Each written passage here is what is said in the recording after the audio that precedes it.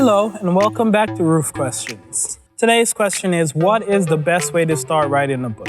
That has a slightly complicated answer to it. It can be quite difficult to start a book because it's very hard to understand where you should start any given story. So, a quick thing I've learned over the years is to first do a little bit of world building, have a general idea of where you want the story to take place, what you want to be in the story first before you even start writing anything. Then once you have that in mind, just start writing your story. Don't think about whether this is a good start-in or a good middle point, just start writing the story. Do that for one day, however long you write for that day, whether it be an hour, 10 minutes, 15 minutes, 3 hours, just write for that one day. Go to sleep on it, maybe take a day off from writing, and then come back to it, read it, and if you like it and you think this is a story you want to work on, continue writing it until you're done. Just continue.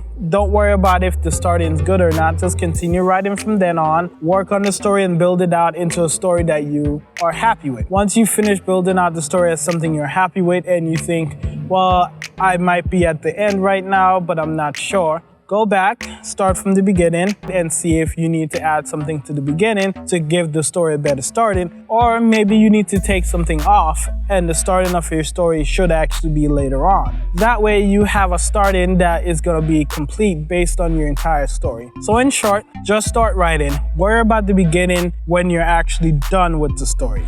That's it for today. I'll see you guys tomorrow.